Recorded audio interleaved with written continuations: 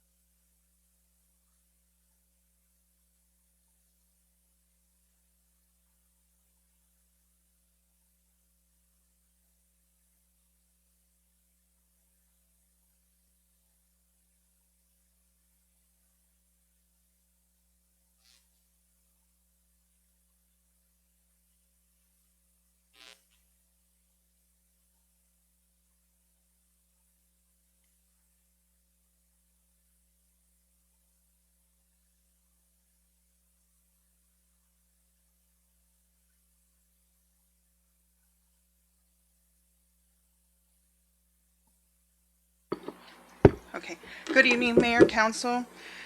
So for our municipal court, we had 114 new cases that were newly filed. On the docket were 55, and we had 30 people that signed in to see the prosecutor. As far as financials, we had a good month, as y'all can see on the breakdown. I'm not sure if you want me to go through each one, if that's necessary, or anything on that, but I'm not sure if y'all have any more questions on that. No? No? Okay. Okay, thank you. Have a good evening.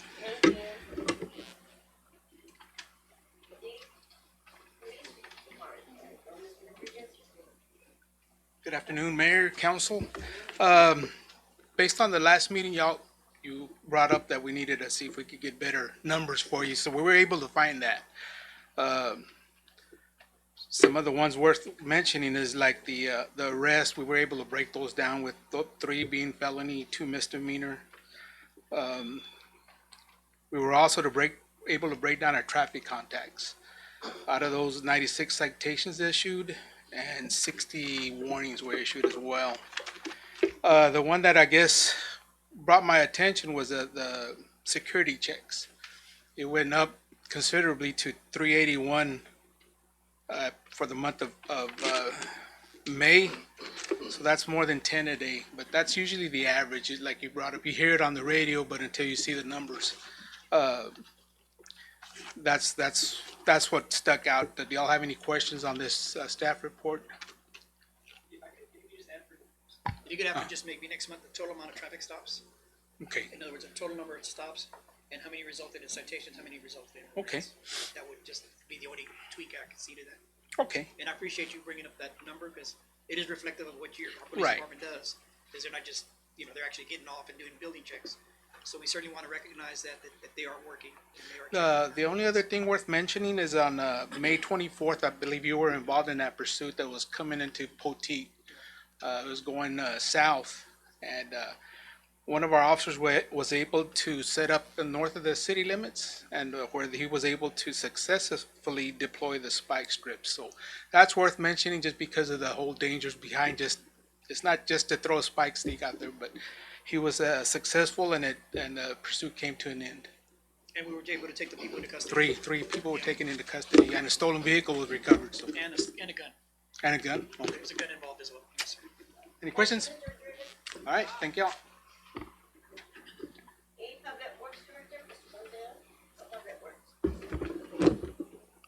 Mayor, Council, for the month of May, all the wells are running normal. We do have a transducer that's out for well number 9, but that's been ordered and we should get it back in service here pretty quick. We've had 2 water main breaks, a 4-inch main break and a 2-inch PVC break, one on Horton Road and the other one was, let me think. I don't remember. We had 97 total water disconnects and no sewer backups. Thank goodness. It's been hot, and normally we have sewer backups during the winter months. Not that they don't happen during hot months, but and the workforce commission did give us 3 young adults to or they're teenagers actually, and they're starting to patch up the roads, the streets a little bit for the summer project that we normally get. And of course, the park department, they've been cutting grass like crazy. Hopefully with this hot stuff, it'll slow down a little bit, it's hot weather, but.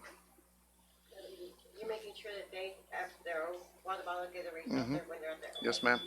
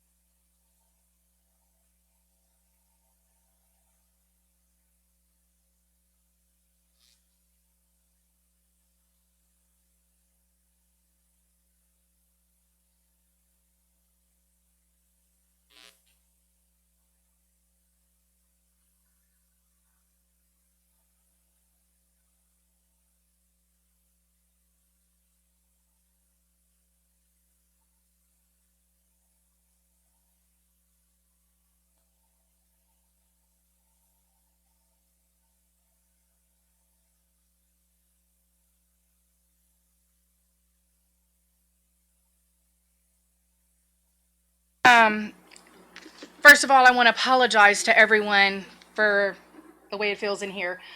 Friday, as we were leaving, one of our AC units went out. We called. They came out. They tried to help us out. The part that we need, of course, they can't find anywhere.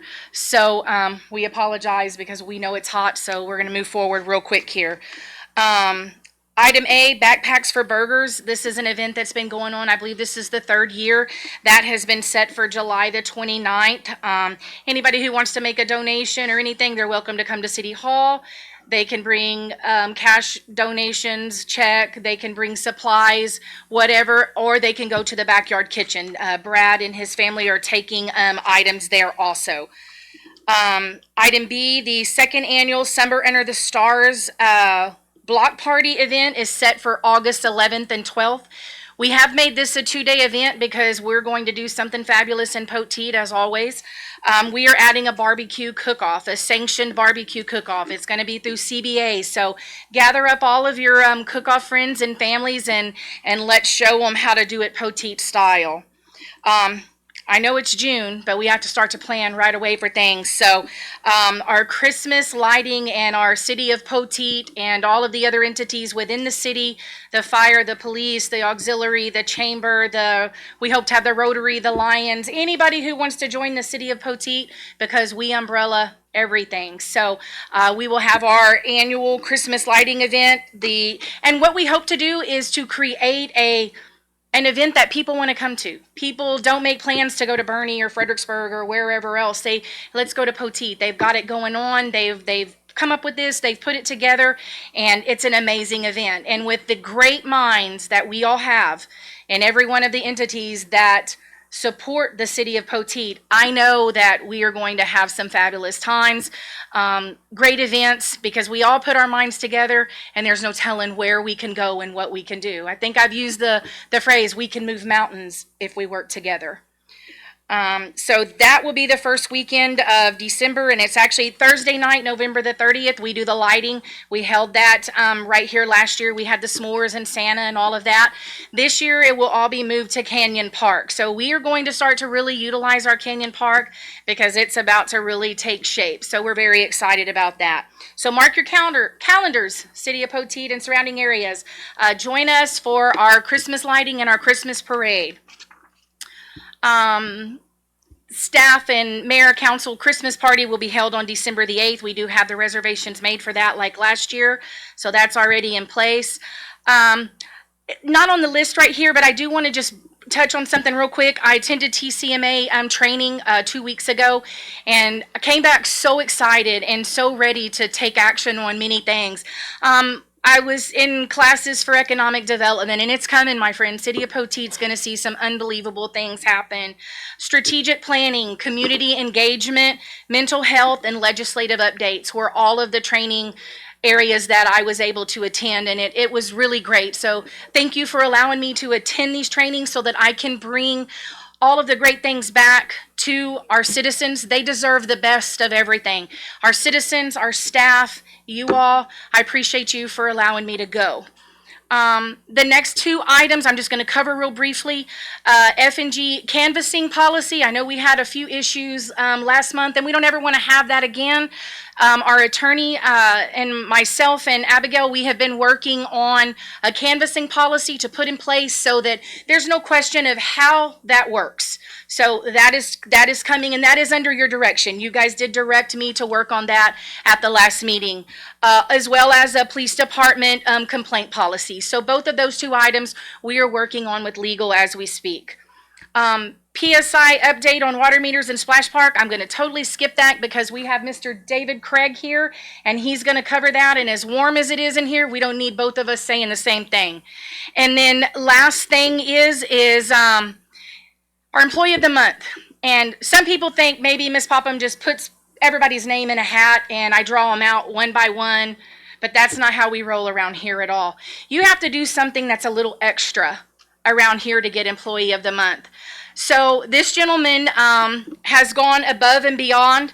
I don't know if many of you know, but I have a police radio in my office just so that I can make sure and I can be aware of what's going on. So Martin, if you will join me up here, sir.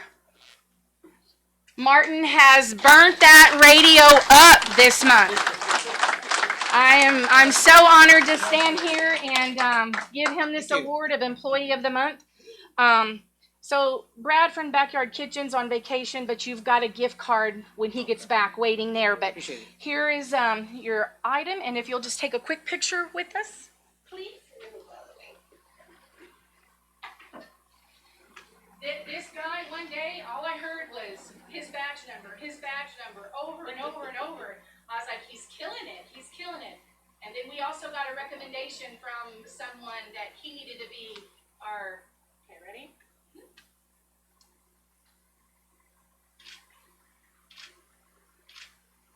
Employee of the Month. So, sir, we appreciate you. We're so thankful that you are one of the best parts of the city of Poteet. Thank you.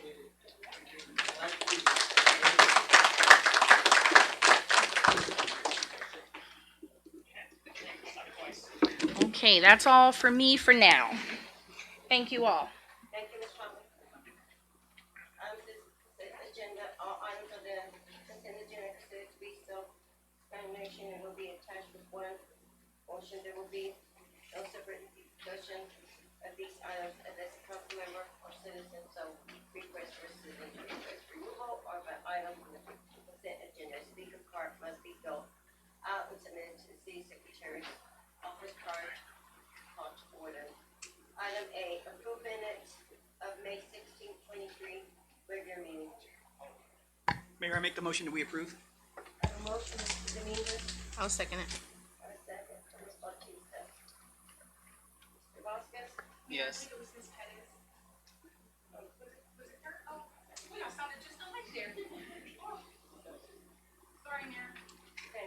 Mr. Vasquez? Yes. Mr. Dominguez? Yes, ma'am. Mr. Flores? Yes. Ms. Perez? Yes. Ms. Bautista? Yes. Motion approved. Item 7, new business. Discuss possible action on approving an ordinance annexing the distribution to the city of Poteet, Atascosa County, Texas, and extended boundary limits of said city so as to include the property within city limits and granting to all the inhabitants of the said property of all the rights, privilege of other citizens and binding ordinance and resolution and regulation of said city, adopting a service plan and declaring an emergency. Mr. Robert Montero, and records, okay, the one that. Mayor, Council, this item was, put on the agenda, what, a month ago, a couple months ago? And we sent some, the Mylars to our engineers, and they had some corrections, they wanted some stuff added. So that's why it's back here, so they're just, bringing them with all the corrections. It's that subdivision that Poteet Homes is trying to build right there next to the Strawberry Tower. I don't know if y'all remember that. Yes. There's what, what did he say? How many acres? 2.9. 2.9, and they're gonna subdivide that, but there's the next 3 items on the agenda are gonna be all the same thing. There's some not setbacks that aren't being met, but they're grandfathered in there, so my recommendation is to go ahead and approve all the corrections and move forward with it. It's been here twice already, so. Okay. Does anyone have questions? If staff recommends we approve it, then I make a motion to approve item A as read with the corrections. I have a motion. Second. I have a second. Mr. Vasquez? Yes. Mr. Dominguez? Yes, ma'am. Mr. Flores? Yeah. Ms. Perez? Yes. Ms. Bautista? Yes.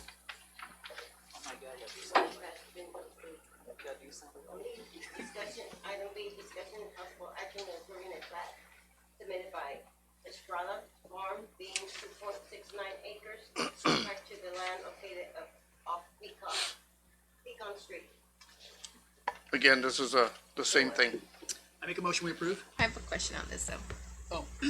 So if we approve this item, will it affect the next item? Pretty much, it's the same thing. It's just meeting the setbacks. Okay, and then y'all were just saying that the setbacks, I know normally I would not approve that many feet, cause it's 10 feet, and 2 feet or something like that would be okay, but you're saying they're grandfathered in, right? Yes, ma'am. Okay, I understand that. Okay, I have a motion for Mr. Dominguez. I'll second. I'll second. I have a second, Mr. Vasquez. Mr. Vasquez? Yes. Mr. Dominguez? Yes, ma'am. Mr. Flores? Yeah. Ms. Perez? Yes. And Ms. Bautista? Yes. Motion passes. Item C, discuss the possible action on variance requested from ordinance number 378, section 020E, setback requirements of building lines submitted by Estrada's Farm, Records Engineering again. Again, this is the setbacks on the home that's already been there since the 60s. With the new homes that they're gonna build next to it, they're gonna modify and have, the setbacks where it'll meet, and it's not gonna affect anything. Then I make a motion to approve item C as read if there's no questions. Motion, I'll second it. have a second. Mr. Vasquez? Yes. Mr. Dominguez, Yes, ma'am. Mr. Flores, Yeah. Ms. Bettis, Yes. Ms. Bautista. Yes. Motion passes. Thank y'all. Thank you, Bobby. That's it, right? Item D, conversation from advice public finance, Victor.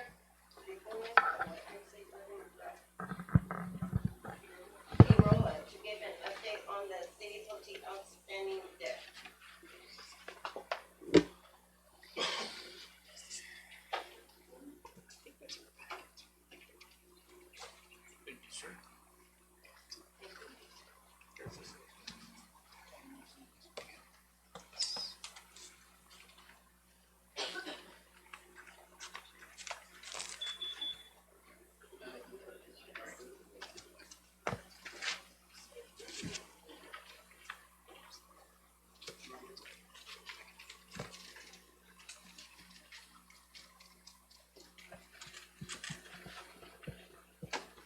Yeah, it's a little cooler back there than up here. Um, You're wearing a jacket. Today. yeah, no, it's pretty rough. Honorable Mayor, members of council, Ms. Poplin, thank you for having me here today. I understand you all had an hour workshop already, and so a lot of the information, I don't want to repeat it, especially with the temperature up here.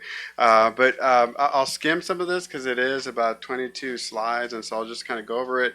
But I figured, and in speaking of Ms. Popham, I wanted to come up here because I know that we've done, and the administration, not we, you all and the administration have done fantastic work on rectifying your financial position.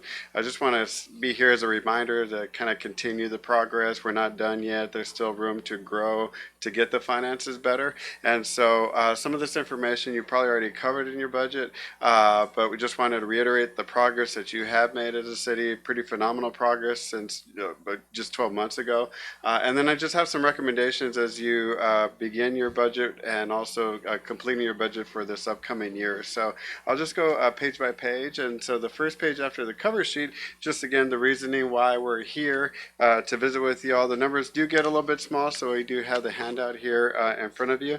And then the next slide is, just my role here as a financial advisor. We obviously help you with your finances and with transactions, but we did come in beforehand to help you set up to potentially finance a project, which we successfully did. But we don't go away. We're still here helping you all. We're here to visit with you and give you these updates and also make recommendations. And moving forward, we are subject to additional federal and state filing requirements that we have to do because of the $4.5 million transaction that we did. If you go to the next page, I'm on page 3 now. This is a property valuation trend. This is up to this current year. We do not reflect the preliminary property values, but like everywhere else, you'll probably growing, and this is good because it means for every penny that you have in your tax rate, the more revenues you bring in, and the quicker you could rectify and stabilize your financial position. The next slide here, page 4, this is just a look at your tax rate history. That has been going down as your property value has been going up. You've been reducing your tax rate, especially the maintenance and operation tax rate in the gray area there. The green area, that's your debt service or INS tax rate. That's the tax rate you use. Right now it's about 18 cents per $100 valuation to repay the principal and interest on your bonds. I think it was a little underfunded this year, so just as you're moving with your budget and setting the tax rate, it might be a good idea just to kind of confirm that. We could also look at your tax rate too, just to make sure that whatever you set there is going to be enough next year to cover your full debt payments as well. So just a recommendation there. The next slide, these are your top 10 taxpayers, information you've seen before and other times that you've seen me. The next slide on page 6, we have the annual sales tax. This is not as updated as the information Doug and the administration gave you. Here I'm showing 303,000. We're a little bit behind with the comptrollers, but Doug has the most updated information. So everything's looking really good on that sales tax allocation. And each year you've been growing with your sales tax allocation, and looks just based off the numbers that were just shared with everybody publicly. It looks like you're all on a pace to exceed this past year as well. The next page, this is a pretty important page. These are your audited figures through 2022. In 2018, it was a little scary. You all had a deficit fund balance, meaning that your rainy day fund was actually in a negative of about $415,000 on your general fund. This is a very important fund that bond investors look at, rating agencies agencies look at. The good news is that if you go to the left there in 2022, the year that we just audited, you all have made wonderful progress, over $1 million in that 5-year period where you've rectified it. That fund balance, or the rainy day fund, the higher amount you have, the better position you're going to be with bond investors, and just have that financial stability there. So that's always a good number, but we still need to grow it. And I think that the rating agencies will hopefully give you credit for that, and as you continue to build that. But if you go to the next slide, one of the good things that the city has done and the council has done on January 17, 2023, you all adopted a formal fund balance policy, meaning that it's going to be no less than 30% of annual expenditures, and if it goes below that, then after that, you're going to take action to go ahead and try to rectify that and increase that fund balance. So again, very good news that the council has done, and good actions. I believe on the same day here, we have the debt management policy that you approved. So again, anytime you could show that you could have these policies formalized, the better. Here, this is some slides that you've seen before. Your general obligation debt. Right now, we have $11.2 million outstanding. We recently issued about $4.5 million in certificates of obligation. Just information on that Doug shared with you already in the workshop, so I'm not going to go into the detail with this. Page 11, this is a $4.5 million of COs that we recently issued. Just a reminder about, we told the Texas Attorney General there's 4 different categories that we're going to use these monies for, so we have to stay within that. If for some reason there's monies left over after we finish all these projects, at that point you could reallocate those proceeds for other capital expenditures, but we really have to stay within these projects lists that we gave and inform the Attorney General. But I was very excited about this because we did a 20-year deal, and you all got a fantastic interest rate of 4.17% with that financing. And that closed back in May, so you have the funds in there, and hopefully you all are investing that and actually maybe even earning more than the debt rate that you're paying. On page 12, this is the requirements that we're subject to now. The amount that you sold is larger than the city sold before, so you're now subject to federal reporting rules and also state reporting rules that me and my office assist you with, but just information on that. The one thing I would suggest is that you all have been doing a pretty good job past couple of years of getting your auditors to complete your audit on a very timely basis. Your audit should be done no less than 6 months after your fiscal year end. So at the end of the March of the following year, your audit should be done by that point already. So if you all continue that process, that'll be fantastic to keep you in compliance with all those rules. Utility system, you have one debt issuance. That's about $1.7 million that you have outstanding. I'm just going to skip over here the next few slides. These are just all information that you probably touched on in your workshop and that the administration has. This helps you set your budget for your utility system and also for your INS tax rate. One thing to keep in mind, though, that the $4.5 million that we just issued, that is not supposed to be paid with property taxes. Obviously, you can, obviously, but the goal from PSI and their contract with you is that they were supposed to generate enough savings so that the utility fund is able to take care of that debt from year one. So just something to keep in mind. But if something happens, you do have access to your INS tax rate, but that was not the intent when we issued the debt. But you do have that flexibility, though. So here, going to the ratings, when we did the transaction, we were able to apply for bond insurance, and based off of the progress that you made, we were able to pay an insurance premium and go up to that AA category. What this means is that the higher the credit rating, the lower the interest rate you get. If you scroll down just a little bit, Abby, please. We are actually, I'm sorry, if you got on that chart, the previous chart, go up on page 18, please. There we go. Ray, you could just, whoops, it won't stay there. So anyhow, if it's in front of your paper on page 18, it's probably a little tricky on where to get it. But basically right now we're still at the lower rung at BBB minus. And I think we should move up, and hopefully we will move up moving forward. And so this is that underlying rating. You all have made some progress there. We're right there, BBB minus. And we're hoping to get in that single A category. Hopefully you get another audit where your reserve fund is still looking good, and then we could get that up. If you go to the next page. Victor, yes. if I may, sir, can you let everybody know where we were before we got a stable outlook? Oh, yes, that's on the next slide. Thank you. That's a great segue. Thank you. So this is a little history. Back in 2015, you all were at the A minus category, which is a pretty good rating for a city our size. Remember, I showed you the deficit reserve funds, and you all were in the red with those and didn't have a reserve fund. The rating agency, Standard & Poor's, took note of that. Then they started downgrading you. You went from A minus to a triple B. Then they had a negative outlook, and what that means is that you're likely to get another downgrade in the future if you don't improve, which happened just a few months later. On August 2nd, 2018, they took you down a notch to the lowest rung, triple B minus, but they still kept that negative outlook, saying that if you don't improve, we're going to decrease you even more. You go below that, we're in the junk bound status, and it's very hard to finance things, and even for grant purposes. The good news is in February of this year, 2023, they saw all the progress that you all started making with the new administration, with the tough council decisions that you made. And so in February 2023, they removed the negative outlook and they put it to stable, which is good. We're hoping that the next thing that they do is actually start increasing the ratings, so long as you continue to keep your finances in order and continue to build on them. So that's where we're here to continue to remind you and just update you. We're not done yet. There's still work to be done, but with the administration, you all doing a fantastic job. So these rating agencies, what they look at, it's not just your financial position. They look at everything, things that you can't control, like property values. Obviously, you don't control that. The appraisal district does. You don't control, companies coming in, everything like that. The other thing too was our smaller Texas cities. What's really sensitive is just management. Also, I think my belief is that because of the management that you have in place here, this is one of the reasons why you all have started going up and improving your finances, and so that's very key and important attribute there and everything. But again, finances are important, but everything kind of touches on that, even the management practices that you have and the council decisions you do and the budget decisions you make as we move along. And so if you go to the next slide, we're towards the end. I promise everybody it's a little warm.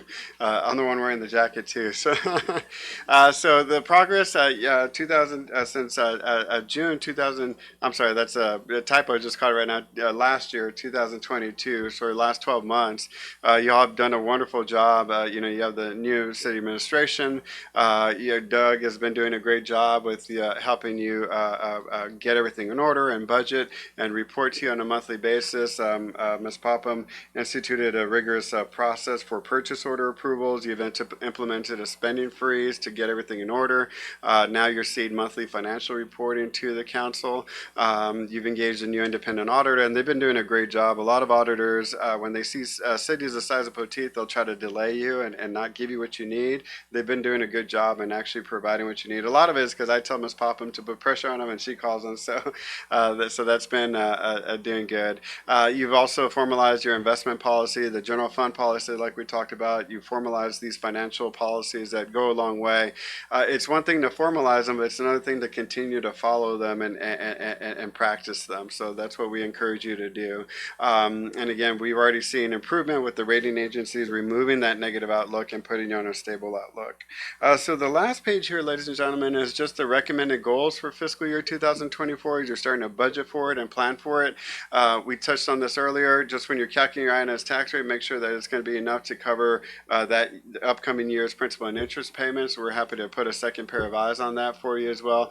Continue to build on your financial performance and keep that fund balance up. The other thing too that I've not been doing is that, or haven't done yet, is that you have about $700,000, I believe, left over from the ARPA funds. What some cities are doing is that they're designating and taking official city council action to designate that as lost revenue. That's what the IRS lets you do that, and so you're able to put that into your general fund, again, just to build that stability and build your fund up. That's a recommendation that we would have, and if you're interested in that, we could provide you the agenda language in order to do that. Because right now, it's in your audit, but they're not giving you credit for it being in your general fund because you haven't taken official action yet to put it in your general fund and consider lost revenue. I think that might be a good idea to just help you speed up your financial position and increase it so that the rating agencies could take note of that. So that's one recommendation. The other one is the post-issuance compliances with the state and and federal rules that we talked about before because of the issuance of COs. The other thing Ms. Poppin and I were talking about is because the utility fund is supposed to be paying for the $4.5 million in COs as under the contract with PSI and the projects, I think it's pretty important and vital that you bring in a rate consultant. Basically what they do for a fee, of course, is that they come in and they study your rate system, they study the rates that you're charging and the services that you provide, but they also help you look into the projects that you might need to do in the next few years, and they help you budget for that and set the rates accordingly so that you're going to be able to do those capital improvement projects moving forward. So that's one thing that I'll provide Ms. Popham, and that would be a recommendation. And Doug also talked in the budget workshop about doing a capital improvement plan, looking at the next 5 years, see what your needs are, so that when those needs come up, they're not a surprise and we're not being reactive. We're actually looking at in advance and trying to plan for that. The last one is just continue to focus on providing essential services to your constituents. You all have been doing a phenomenal job. I really appreciate you bringing me on board October 2022, and so it's just been it's kind of nice that I got in and was able to ride kind of the good way with Ms. Popham, and she's just doing a fantastic job. The council's been doing a great job with the difficult decisions you've been making already, and so again, we just wanted to come and just give you our recommendations to kind of keep moving forward. And there's still some things that we need to do, and some of those recommendations there, we're still there to help you. But you all been doing a great job. Ms. Popham's been doing a great job, and I appreciate you all letting me be part of the team. I know that's quite a bit, and I try to go as fast as I can, but I'll be happy to answer any questions. If not, Ms. Popham knows how to get a hold of me. Okay, great. Okay, great. Thank you.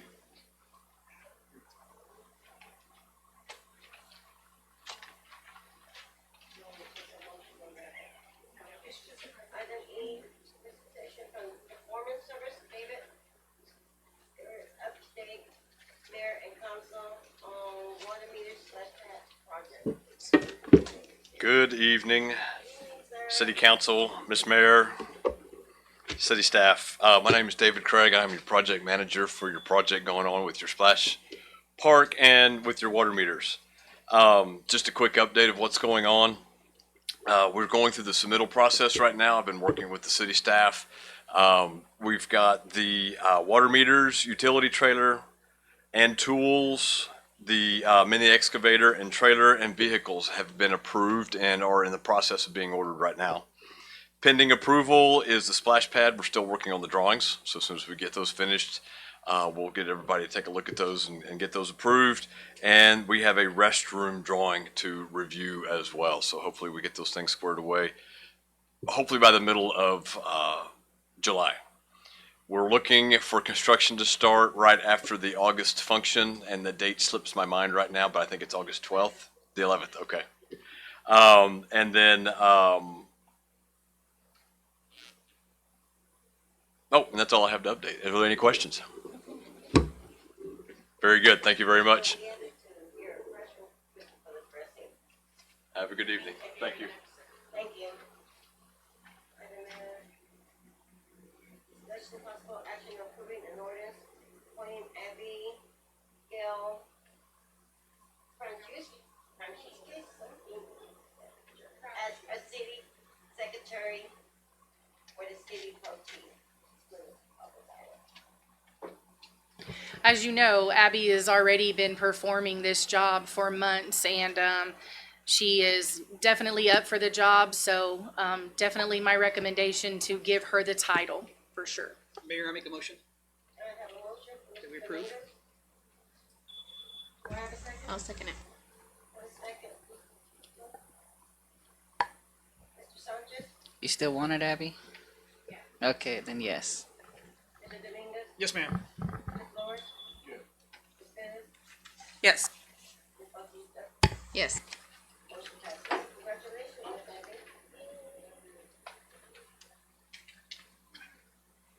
G, discussion possible action on approving a quote to purchase 2 new commercial writing lawnmower machines. Over Hotel.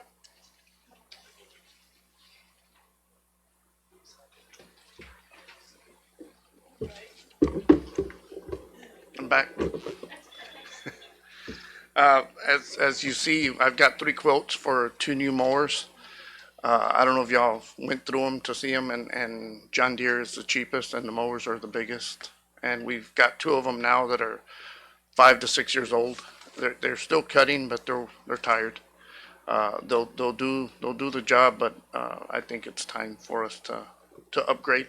We'll keep those, put some money into them, a little bit of money just to keep them on the smaller stuff.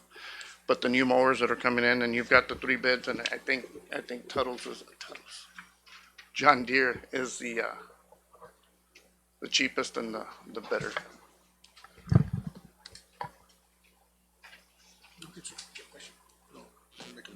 Well, I do have a question. So, we do have money in our budget to be able to afford these? Yes, we do. And this is also something that was spoken for in the $4.5 million deal that we did so that the guys can get the equipment they need. Okay. That's We can pay for them. all right, as long as we can afford it. I have a, For both of us, could be 28,000? Yes, ma'am. I have a question. What's the warranty for the John Deere ones? I'm sorry? What's the warranty for the John Deere ones? I haven't gotten that far. I just got the prices right now. I'm Okay. sure they'll work all that in there. And as you see, some the other 2 quotes that I got, they're a little bit smaller engines and smaller, and they're a little bit more expensive. No. And these- the service department, it's awesome. It's pretty good. We can take them in and come out pretty quick. And these are just the mowers, not the trailer or anything else? No, it's just the Just mowers. the Yes, sir. No, I'll make we a have the motion- trailers. I'm gonna make a motion to purchase the John Deere, 2 Thank you. mowers. I have a motion, I'll second Mary. a second. Vasquez, They only have 1 quote, right? They don't, with the 2 of them? I'm sorry? The John Deere ones? There wasn't like 2 quotes of them? It says times 2. Okay, times So two. the total price is 28,170. Okay, then yes. 28,170. Okay, I got it. Yep. Yes, ma'am. Yes. Pettis, Yes. Bautista, Yes. motion passes. Thank you all very much. Thank you. Dark, yeah. Item H, discussion possible action amendment section 3.4 of the employment contract with the city administrator to increase monthly different vehicle allowance up to $500. Okay, Madam Mayor, I put that on there because recently we noticed that Ms. Popham has been putting a lot of miles on her vehicle. Obviously, she's here a lot of the times, and I've seen her out in the field all the time. So that's using, with the price of gas has been going up, I think we should take into consideration to compensate her for the use of her vehicle and to be able to help her out because, again, she is putting in a lot of miles. She's going to training. She's taking us to conferences. And so in the past, city administrators have had their own city vehicle. Obviously, we can't provide that because of the fact that we don't have vehicles, you know. So that is why I put this on the agenda for approval. And just to verify, the stipend vehicle allowance, that covers more than just gas. If anything happens to her vehicle, tear. okay. yeah. Correct, insurance and tires and anything What else. have you. Yeah. Okay, I'm for it. I make a motion to accept.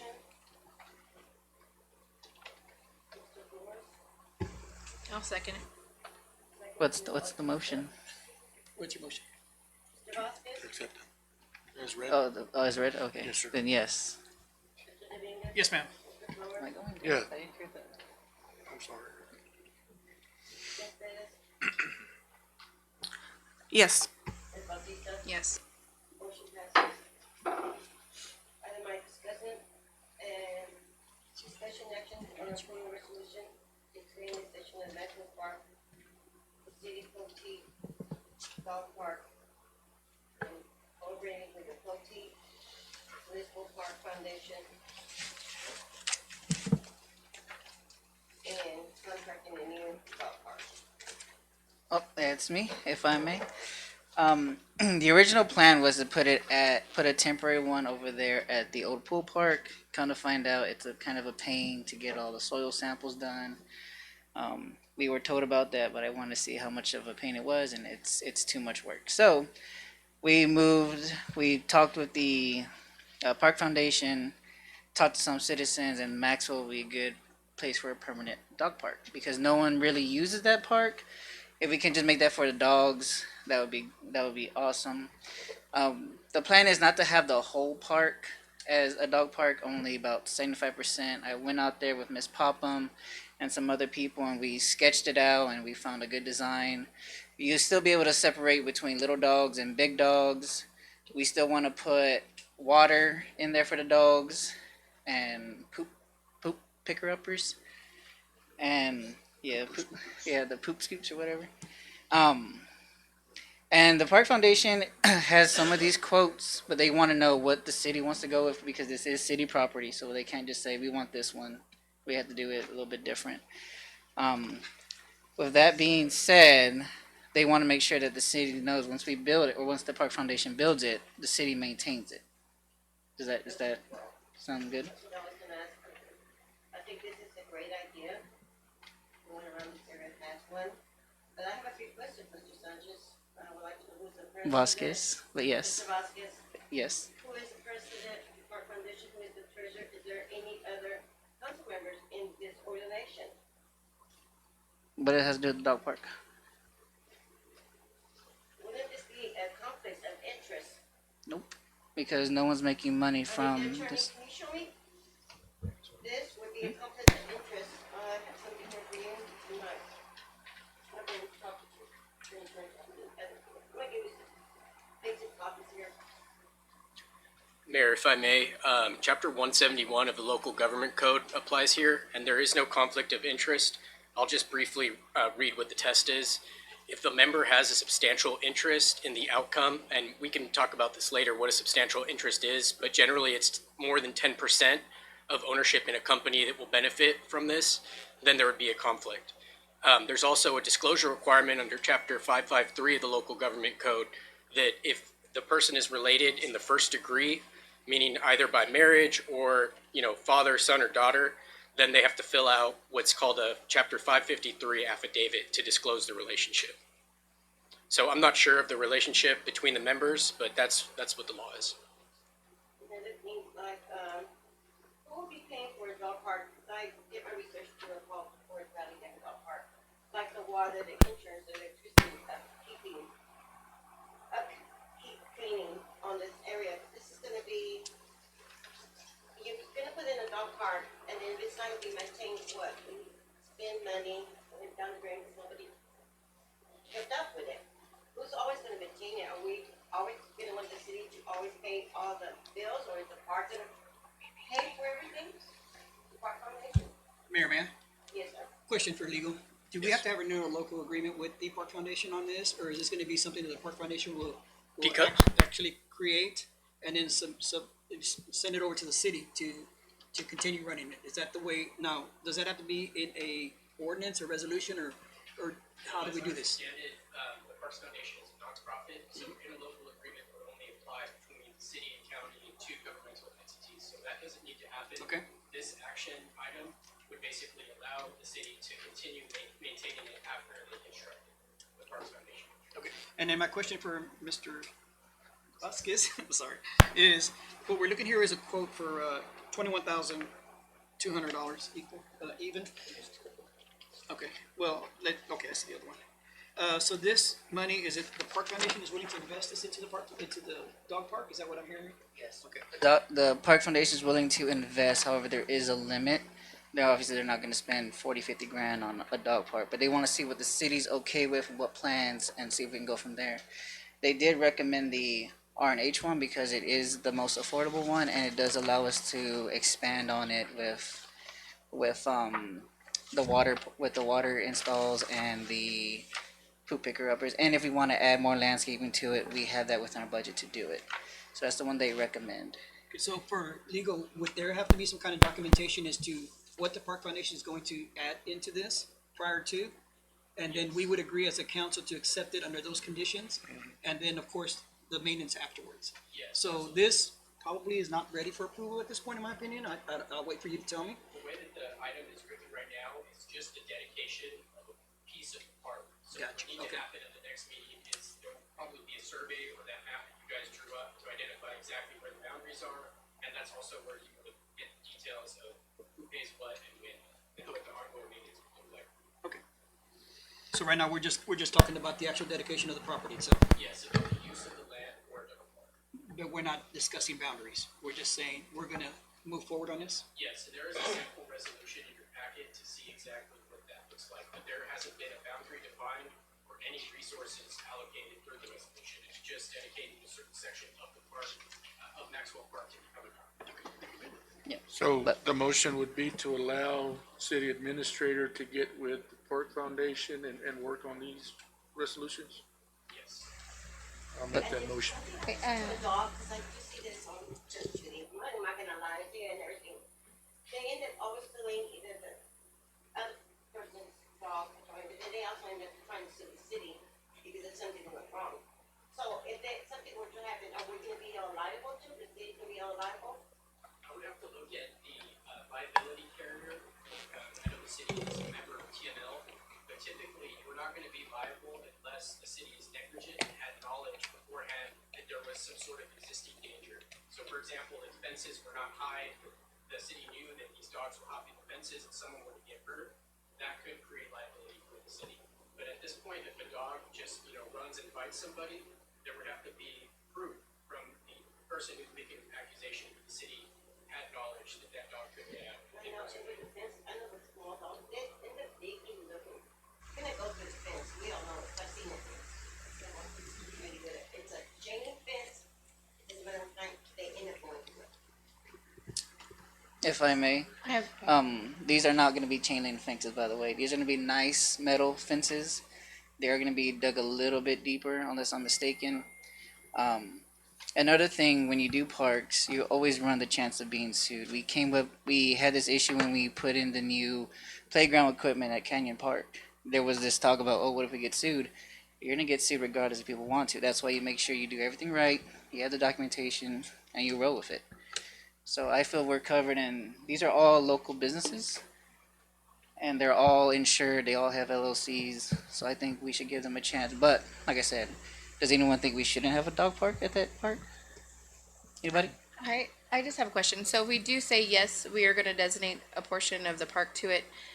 And then we say like, okay, 75% is too much. Or once we see the actual drawings that they wanna do, are we able to go back and say, no, that's like way too much, we need a little bit more? Cause I know I do read some stuff and they're saying like, some people still go there, stuff like that, cause it's on a certain part of the, you're not having to cross the road to get to the other place. But if we say, yes, let's donate this, can we always come back and just say, okay, maybe like 30% or 40%, or, you know what I mean? Cause I haven't seen the drawing saying how big the park is, how much we're gonna give to a dog park. I mean, I like the idea, cause Yes, absolutely. People And have there's dogs. nothing in the resolution that dedicates a specific percentage yet. So Okay. that would be part of the next meeting that the city administrator will discuss with the Parks Foundation what a proper amount would be, whether Okay. it's 35% or 75%. and then what if we don't like what we're gonna have to pay monthly to maintain or our liability and we decide not to do it? Us voting today, do we have to have? No, No, okay. basically you're passing a resolution today Okay. to authorize that to move forward. If we decide to not move forward with it, we would pass a resolution, basically repealing this and making all the work. Okay. So there's nothing that would be taken as far as action today that would make you guys stick to any sort of ongoing maintenance. That hasn't been determined. Okay. Cool. Does Again, anyone I'd have- like to make that motion to pursue letting the city administrator and city, and the Park Foundation work on the resolution. Yes. I'll second that, and thank you, Nick, for taking that initiative. Sorry, Mr. Vasquez. Thank you. Yes. Yes, ma'am. Yes. Yes. Yes. Thank y'all, everybody. Discussion and possible action on adopting an ordinance by the city volunteer program for the city of Previous proceed with this report, fines to assist and impose fines in Officer Moore. Mayor, Officer Moore, today is his birthday, so he took advantage of his birthday day off. Yes, so he Yes. thanks you, and Miss Andrea is going to take over because she has been working on this project. Yes. I thought Mr. Judge Thomas was gonna He wasn't able to make it, Okay. but he is aware of it. So this is something that Officer Moore has been wanting to bring to the table for a while, wanting to implement. It's kind of a volunteer, not a volunteer, I'm sorry, let me rephrase that, for community service. For the defendants, there's times I have heavy cases in there, there's individuals with community service, they can work with him. He can come and help with those properties, maybe with that have, our properties that we have the liens on, they can come and help maintain it, or there's those individuals that are afraid to come in because their fines are heavy and they're just like, oh, we can work with them. And maybe this is a program that we can implement and offer to them when they come in and stuff, and to pay off their fines. Andrea, I think before Mr. Jimenez, they used to have community service. Okay. I remember, they couldn't pay the fines, and some had over 1,000, 2,000, and they're stacking up. Yes. I forget one time we had over 500,000 tickets, warrants. Okay. They're not gonna come and pay them, because I know there's some they have offered, they have reduced, we like to give them service. They need their license to go get a job, as long as these tickets are stacked up, they can get their license. And they don't have the money, I mean, they're not gonna pay it, we know, they've been there city. And when we show the warrant out for them, last time they stay like one day, one night, they come back out. I think this is something we should go back to, doing, Okay. where they can do community service. I mean, it's gonna be a help a lot to the guys that build too. Yes, and it would help, with our citation cases in there, and it helps them, take care of it, take care of their fines. So, I mean, I see it as a good thing here. I'm not sure if y'all looked over the ordinance, or if there's an ordinance in their packets and stuff. I wasn't able to look over that, so I'm not sure what's in there. I'll just add, one thing that we did with the ordinance is we expanded it from just the folks that have the delinquent municipal court fines to Oh, all okay. city people Awesome. who wanna Okay. volunteer, just so there's more people that can come and potentially help out with some of the code enforcement, bond maintenance, that sort of thing. Oh, okay. Good deal. Okay. So you used the terminology volunteer, but then. No, it wasn't volunteering. No, but he just said volunteer, so. Yes, Well, okay. What do you mean? Can you explain that to me? Did you say that the city people can volunteer? yes. So basically, all citizens of OT now have a program where they can volunteer and help out with various departments. It sounds like code compliance and law maintenance is the primary driver. But specifically, what we're gonna do is take the folks that have delinquent court fines and allow them to use this program to do community service so that they can work off some of those fines. And in that sense, then, so the volunteer program would be separate from the actual court assessment fine program. I'm assuming that's what you're talking about? I Where they have a guess. court fine if they're. No, what we would do is basically, whenever there's municipal court held, the prosecutor would provide the option to the person that if they're unable to pay, that they have, the city has a volunteer program that we can refer them to, and they would work that off through that same program. So is this a pre-adjudication program? No. No. Okay, because that's No, what I'm no. confused. Because normally what happens is they get Yeah. convicted. Yes. And part of their sentence is Right. pay or. Yes. So we're talking about a separate program then? Yes, we're talking about a separate program for people with delinquent fees, and that, That already been convicted? that have already been convicted. Gotcha. So if somebody show up for the Yes. first time for trial, this wouldn't be an option then? Yes, it would not be an option. Gotcha. It would be for those that are delinquent and Yeah. want to come back and try to resolve their fines through community service. Yes. Yes. If somebody just wants to volunteer themselves, this program would also allow them to do that. So there's going to be obviously a waiver for the volunteers? Yes. They would have to be established, I guess, or we have one? Absolutely, and that's something, I drafted a memorandum that was supplied to the city administrator. Okay. And one of the recommendations is that there's liability waiver signed by everybody that's gonna be volunteering. And how would that affect, I mean, what is their rate per hour, I guess? How do y'all estimate that? I don't have all that details of the financial part. Unfortunately, Officer Moore had that. I just had the gist of it. Would that be in the actual resolution, the rate per hour? The judge set the rate, but that's not in the resolution as it stands. It's not a necessity. Oh, okay. Yeah, there's nothing that says that 1 hour equals, $100 or anything. That has not been set. And is there an option to buy hours? I know the county has got an option to buy. As it exists, there's not an option to buy the hours. Is that something we want to consider? Okay. I guess I could I don't know if consider. that would be beneficial, because the county has that option to buy hours in lieu of community service hours. That's certainly something that council may consider. Melissa, Okay. how do you feel about that? Or and maybe we could use the county as a template Okay.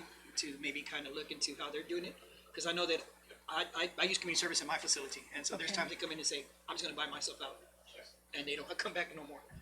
but, that way, Okay. I mean, I understand the goal here is to help. Yeah.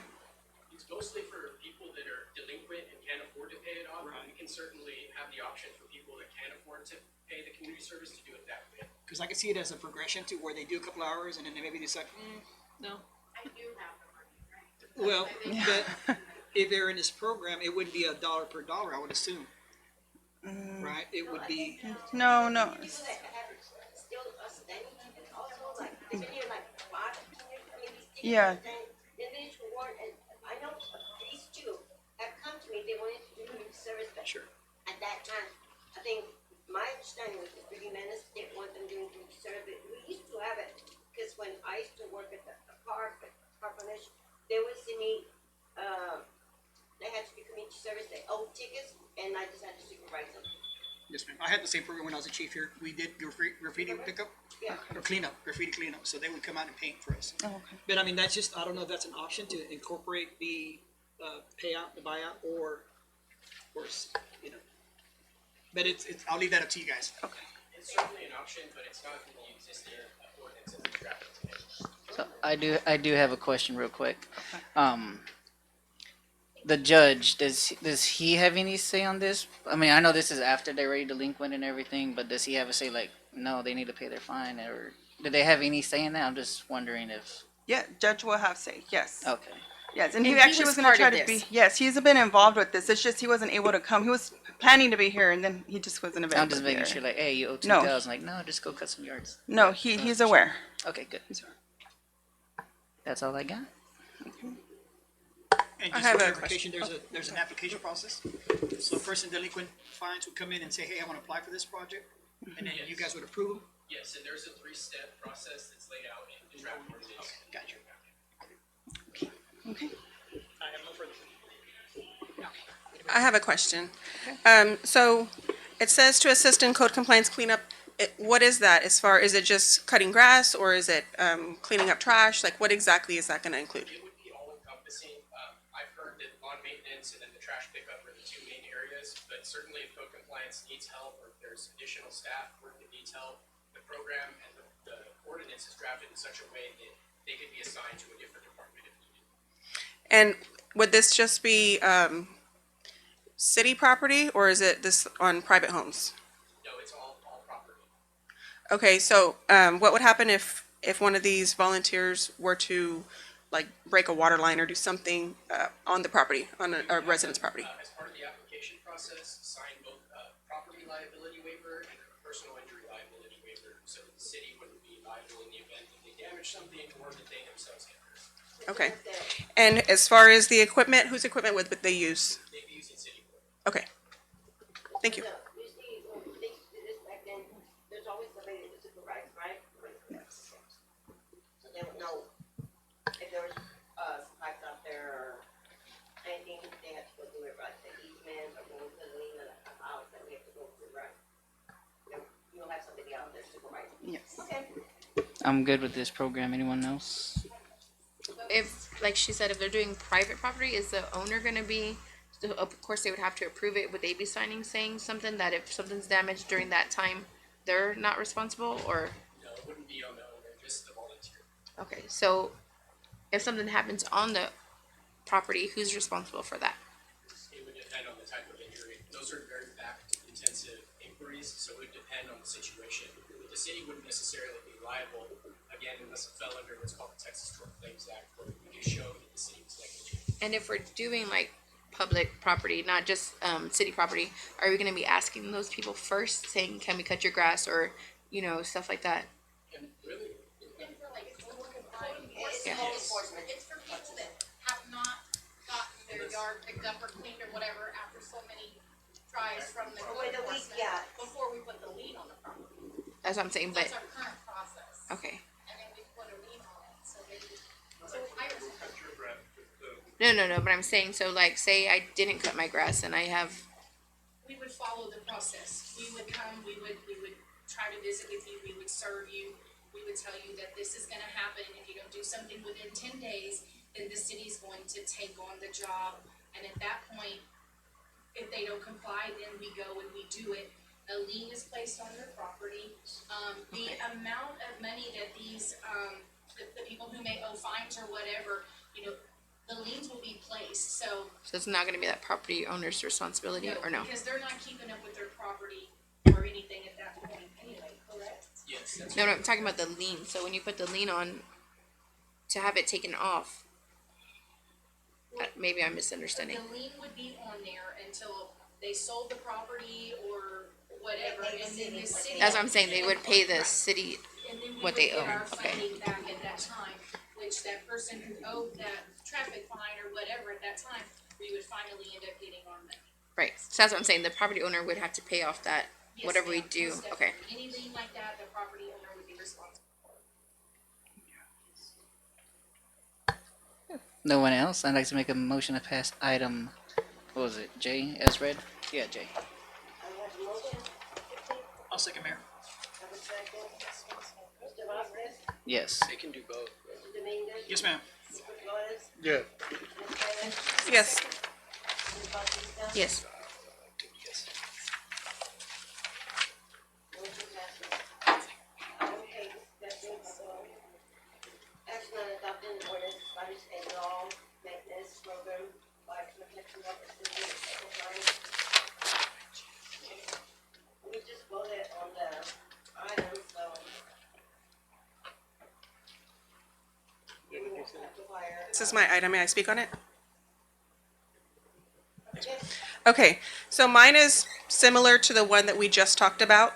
The difference is mine would be on contract. So basically, people that do lawn service throughout Poteet, because I honestly don't think there's going to be a long line of people waiting to volunteer to do community service hours.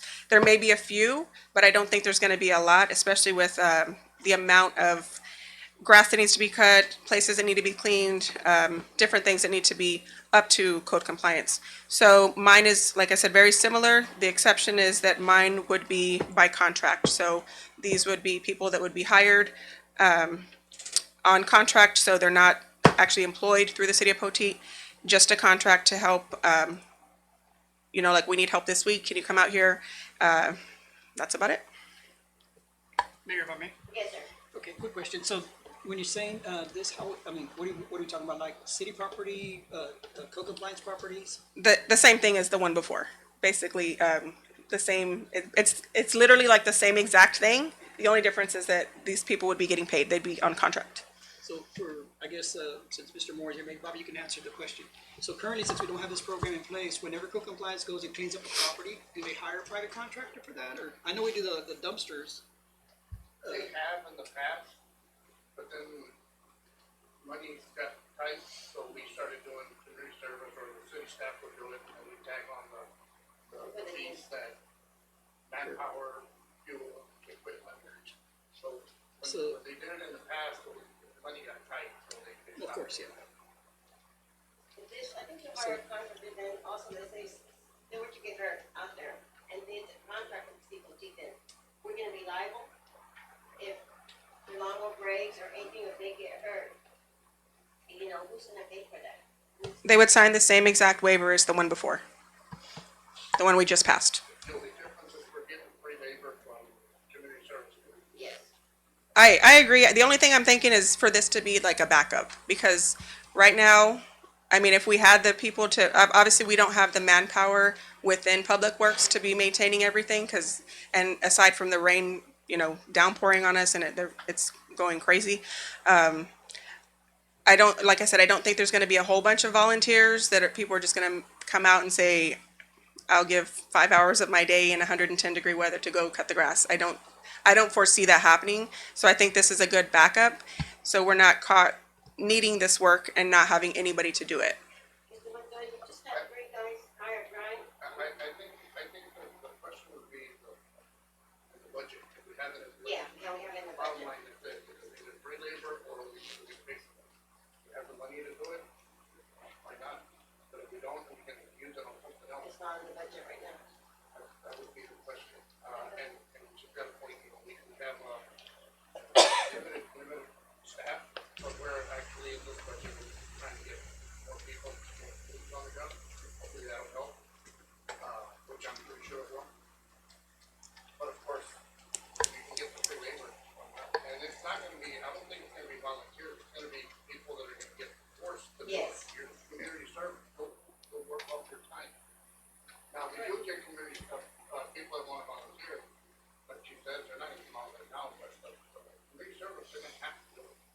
So for the one we just passed, they would be mandated? Or is it optional? If they're No, gonna no, pay. they would be mandated, is what I'm asking? Like, if they have a court fine, would they be mandated, or is it optional? It's optional if they can't afford to pay. Okay, so, Option's gonna be there for them. okay. But they're not, there's no way that they would say, you have to go, you owe this money, you have to go out there and do this yard work, correct? Only if they choose Okay. to, right? If they wanted to, let's say it was a traffic violation, if they wanted to clear up that citation, Correct. then they would have to go out there or pay. It's one Right, or but the they do other. have the option. They do have the option. Okay. yes. But it's, And it worked out pretty good for me, sir. I mean, you gotta stay on them because they're not getting paid, so they're gonna drag their feet. But we've had it, and it worked out. We had an agreement with the county, and we still have the agreement with the county. I get people every once in a while.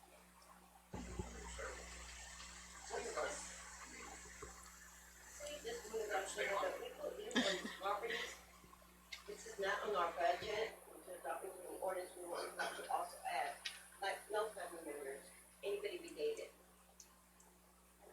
I was gonna say, You know, if we do an ordinance like this. but the two lawnmowers we just approved, that's what this is to help with, right? The two lawnmowers we just bought? Yes. And then Riding lawnmowers? the riding lawnmowers, that's why we just purchased those to help y'all maintain the properties. And then I believe, did we just get 3 weed eaters too? So we amped up our capability of doing it. Okay, Yeah, they don't run themselves. yeah, I have a question. I mean, it's the summer months, it's gonna Yeah. slow down, which is kind of. yeah. No, I know that, yeah.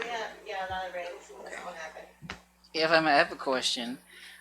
So how do we do when our guys go out and cut the grass? Do we just put a lien? Like, how do we decide what lien to put? Comes to it, an amount, we'll hand it over to Mr. Moore, Officer Moore, and we'll put a dollar amount, and that goes on whatever fines or whatever. but it's not just cutting grass, it's boarding up abandoned homes too. Hauling out We pay for the trash. boards and stuff, yeah. And the majority of them are abandoned homes, abandoned properties, that's where we go work on, we don't really mess with your house or Yeah. somebody else's house, but they, if it goes on to your house, they'll comply. Yeah, no, I get you. But going back to this item, I think it's a good backup. Granted, would we ever use it? Who knows? But at least the option's there for us. Like, hey, we'd call so and so. We need to cut this grass if we can't get to it for whatever reason. And the way businesses work, like, hey, like if we work with you, we'll give you this discount because there's work always coming in, but we can't guarantee it. But it'd just be good to have as a backup. So I'd be for it. I have a question, Mayor. if I may. Yes, sir. So being a budgetary item, what is the amount that you're looking at? I honestly have no clue. It depends on the size, because I was thinking about that the other day, and it depends on the size of the yard, or it's, for example, if it is lawn maintenance, because some people have, you know, the standard 50 by 150 lot, but they have a small house and it's a lot of grass. Some people have a big house that takes up most of the property and they hardly have any grass. I'm sorry, that's not quite the question. What I meant is, like, for us to hire a contractor, there's gotta be a budget for it. You know, that's what I'm saying. So what would be the monetary amount that you wanna put into that budget? So like Bobby says, there gets a point where we run out of money. So we can't just say, well, okay, we'll hire a bunch of contractors and we have to have a budget for it. Okay. So what would your recommendation be as far as a budget? I honestly couldn't tell you. I don't even know You what's, and like, budgets, the way they work normally, like I say, is you go in there, the presumption you're gonna use it, so you put 20,000, for example. And so that way they know, okay, we're down to 15,000, so now we gotta slow it down because we're about to run out of money. And of course, budgets run yearly, or fiscal year, so that would be something that maybe we can approach during budget and have a budget line item that says this is for the contractors for this position or for this job, you know. So that way Bobby will know as he's going through the year, well, I got 20,000, for example, so I'm gonna go ahead and use these volunteers, but you know what, this month I don't got nobody lined up, so I'm gonna go ahead and use 5,000 for this month to do this certain job. so could we not pay these contractors and then put a lien the same way we would when the guys go out and do the work? Oh, you gotta pay the contractor. No, I know, I'm saying pay them right there and then, but then the city turn around and put a lien because they had to cover that expense. Yes, that's normal. So, That's the way it I works. mean, Yeah, that's the no, normal but what I'm saying, I know that's the normal process for employees, but for employees doing the work. We've done it with but- contractors too in the past. Okay, That's where so, Bobby came in and said, it just got too expensive. We're paying these contractors $1,000, $1,500 for every home that they're boarding up and lawn that they're cleaning, and we're placing liens, and we'll never see that money. Maybe in 40 years when the family members die off and they sell it or whatever happens, but the liens remain in the county for the next 20 years. We get very lucky if So somebody we're losing comes and money, pays for it. And that's why we came up with That's what it is we're just putting all this money into it and placing liens, but we're not getting nothing back. And that's why Mr. Moore came up with. Yeah, and that's why they stopped doing the contractors, because the city just can't afford to pay that many, to have that many yards cleaned up, and because we don't get the money back from the liens. It's not like you file a lien and then they're like, oh, I gotta go pay my lien. It's when the property either gets sold or the county takes it over or something like that. Can I make a recommendation? I guess my recommendation would be, since it is a pretty good idea, but my recommendation would be to, bring it into the budget and see where we can fit some of that funds in. You know, like this one property that we knocked down behind the bank, sometimes it becomes an emergency project, whether it be critters or, you know, bugs or whatever that it's growing within the weeds that we need to get attended to right away. But I would say let's bring it to the budget and see where we can work something out. And My thing is, if we're gonna bring it to the budget, why don't we hire a couple more guys? You're right, but, you know, he said, Yeah. we have to turn down, like behind the bank, there was no really, there was a house that got burned. So. But that was brought either to this the council contractor too. You're gonna hire a contractor to either mow the lawn or to go board up these abandoned house or go clean up the houses that are burned. I just think maybe we should, if it comes to that point, then, because it's not a hard thing to do, especially if they're local, bring it back to the council and say, hey, we are running really behind on this. This is where we're at right now. Can we come out and get a contract? Because, and that's how we did it for that house. Y'all brought it to us. It needed to be brought down. We voted on it and it went through. We got our bids for it. We went for the lowest, you know, or whatever. Yeah. Yeah, so that's what I'm saying. I think maybe on an as-is basis, not necessarily something in ordinance saying that we have these contracts just as is. Right. Like say, hey, we need this big lot and we don't have the manpower right now. Can we put out? I do recommend that if we're gonna budget some money into something, budget it into a department, that'll help us in the long run.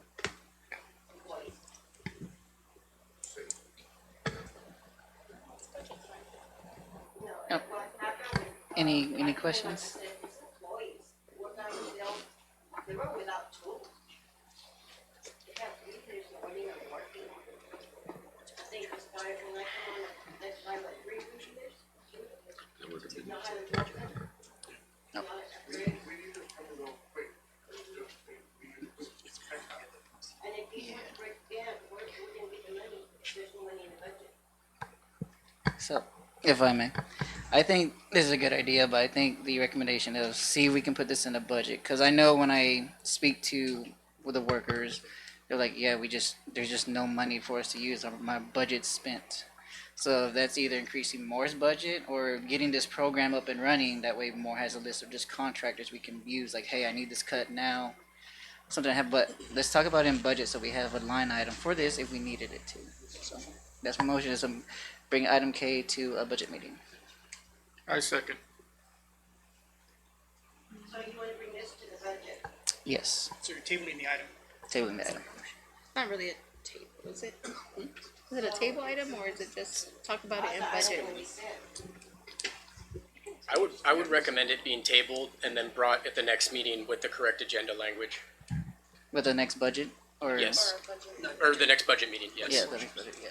Because we have more budget workshops, right? Yes. Yeah, I was still making sure. That's my motion. What are we waiting on? What? Mayor, we made a motion and we have a second. Oh, the motion was to table this and bring this to a budget. I don't care.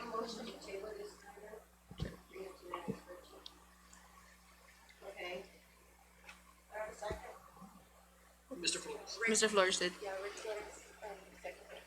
Ms. Vasquez, Yes. Ms. Dominguez, Yes, ma'am. Mr.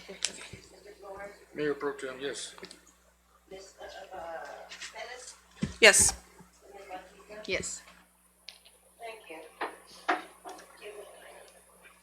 Discussion possible action, review and possible amendment as item L, amendment to the city council relation policy and code of ethics.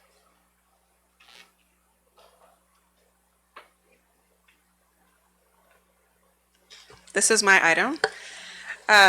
Okay, so this is strictly for discussion. The only thing I wanted to talk about on here was I did look at the city council relations policy and code of ethics. The last page shows that it has not been reviewed since November 2018. It does say on there that it should be reviewed periodically for any possible changes. So I would just like to encourage my fellow council members to look at that, review it, see if there's anything that y'all see that needs to be changed, amended in any way, and bring that back at the next meeting. If I may, Yes, sir. I would recommend that, legal put something together. We had a workshop, last year, and I think that would be beneficial, for all council and mayor to attend and administration. That way we're aware of what it states, and if we have any, changes to that, we could at that time. Mayor, man, Yes, sir. question for city administrator. So the review itself, is it, or I'm sorry, for legal, the review itself, is it by council or is it by the city administrator and legal? You can appoint the city administrator to review if y'all would like, and you could individually bring the recommendations you want.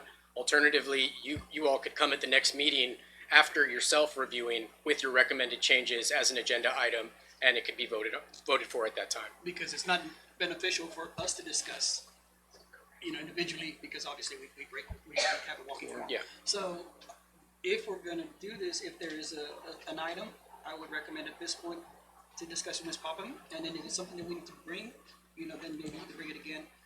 Because at this point, I read that, and it's pretty basic. I mean, it seems like it's a standard that TML puts out, if I'm not mistaken. Exactly. Yeah, absolutely. Correct. And TML is pretty good about applying a lot of lawyers into what they put into literature. So from what I'm reading in itself and looking at other ones, I can tell you that it's pretty all-encompassing. So I personally don't see an issue with it. But again, like I say, individual council members may see something that they want to modify to make it unique to our city, in which case it would be a discussion between the city administrator and that individual council member. And then maybe, and then of course, legal will get involved to be able to bring it to us as a resolution or as a new policy. Yes, absolutely. So what we do. There was no action, it's just One thing, legal that I know you've read it, the Code of Ethics and Oh, yeah. Relations. There is no, punishment, or there's nothing that says that if you break these rules, we're gonna hold you accountable. Yes. The repercussions, thank you. I had it, but I just couldn't find that word. Can we make recommendations as far as that is concerned, or? Yes, absolutely. And that would go on the next agenda item as a specific recommendation to, add whatever repercussions that you guys would see fit, as long as it comports with state law. But yes, that's something you can definitely do. Instead of talking on council place because, the big complaints on me, there were told to file complaints on me. I'm sorry, Mayor, what? They admitted, employees have filed complaints to me, and I was told they were going to file a complaint. An employee told me that a council member was told I would come in here and yell and she never even saw that. So I think it's a good idea, I really do, because I have my witnesses. Thank you. It's a good idea, Mr. Flores. You're welcome. Mayor. Thank you, Mayor. Okay, moving on. That was just a discussion, Yeah, right? it was a discussion. Okay. No action on this item. Okay, item N. Discussion possible action on reinstated Facebook live streams and city council meetings. I want to speak on this. I just wanted to say a few words about this. When comments are being made about myself or a council member and they are being, then they start fighting because they are talking about their wives, girlfriends, husbands, their children, any cause they do. Since this has been brought twice and has lost, should this item be read as a motion for reposition? Show me where this reads that it can be brought back. 'Cause my understanding, I think I have it here somewhere. Because it's a new council member, that's why it's being brought. But I think, if I'm not sure, if y'all looked at it, something, it was not to be brought back. Because we do hear the comments, we see the comments, everybody sees it. I know, Ms. Andrew didn't like it, Ms. Butchers didn't like it, I could care less, they can talk all about me, like I said.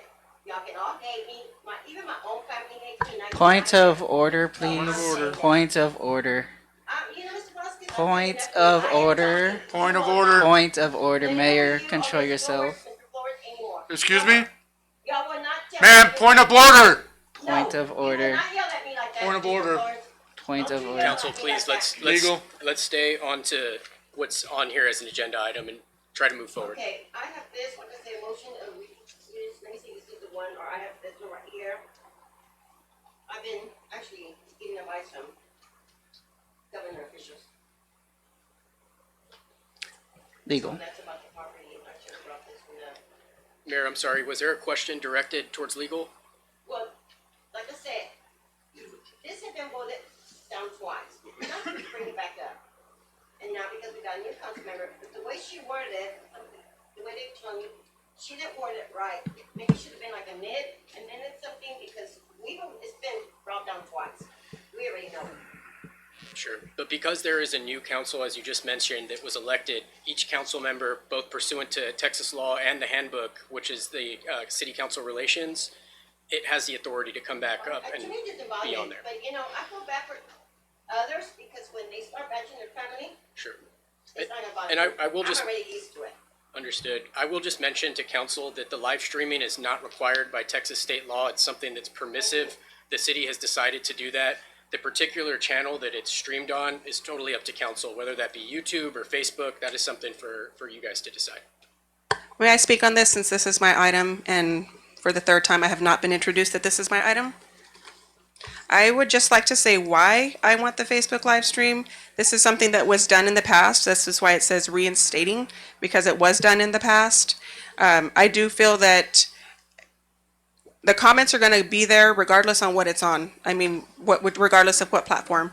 I do think that we need the accountability. We need the feedback from our citizens, especially those that cannot make it here to the council meeting. I know we do have YouTube, but that doesn't always get posted. I know the last meeting for sure did not get posted on the city Facebook page. So I just feel that we should go back to Facebook live stream, very user friendly. And that's all I have on that. Anybody have any questions for me? I don't have a question. I just think that the live stream on Facebook, I mean, yes, people can go to YouTube, but most people, if it's not live, they just don't look at it. Let's be honest with ourselves. There's not a lot of political activity in this county. And if we go Facebook Live, it's just easier for people like, oh, what's going on with the city? A lot of people don't even know we're having a splash pad. Now, every avenue we can take to get the information out is what I'm for.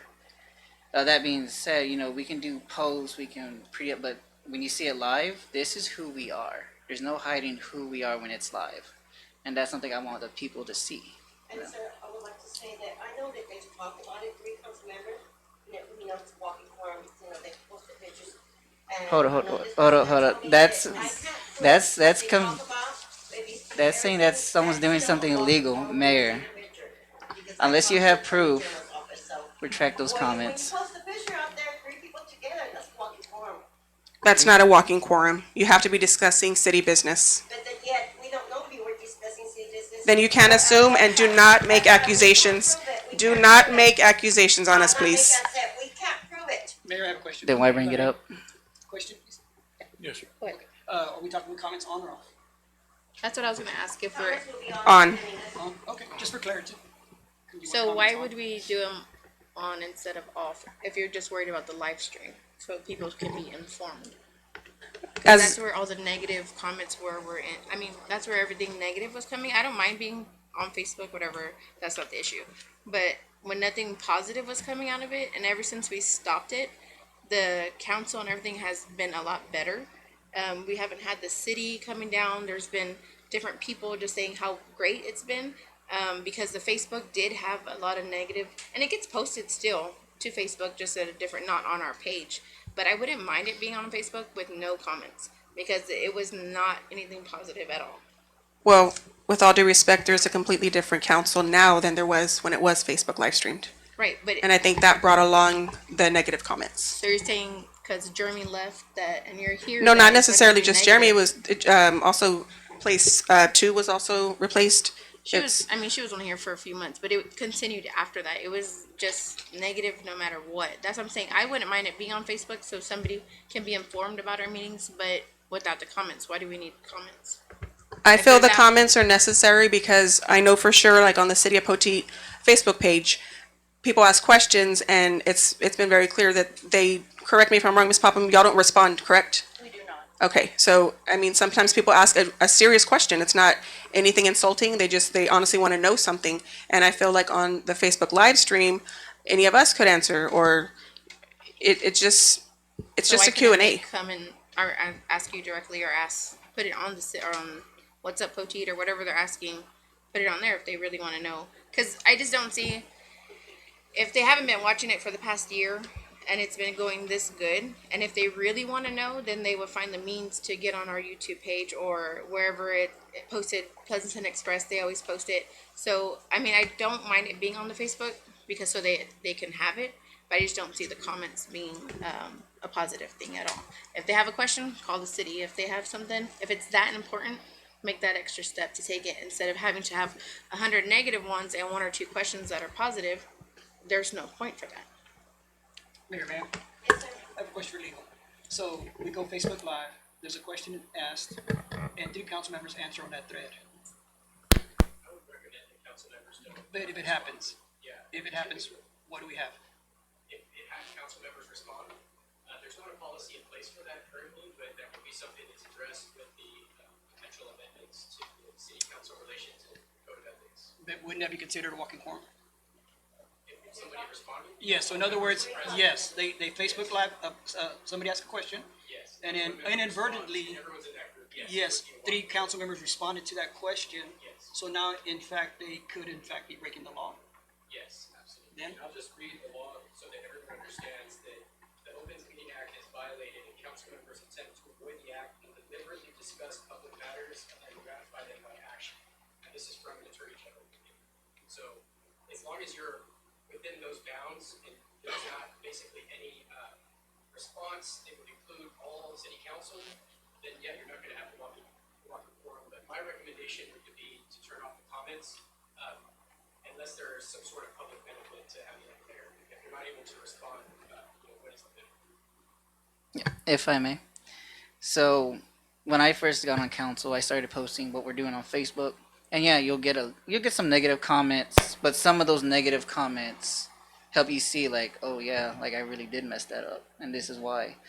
And those aren't negative comments; those are just constructive comments like, hey Nick, get it together. That was stupid. Okay, I was dumb that day. As with the live streaming, people's comments reflect on how we act. If we're good the way we've been for the past year, no one's gonna be saying, yeah, you might have 1 or 2 negative comments, but no one's gonna be acting ugly unless we act ugly. So it's a good reflection of how we're behaving.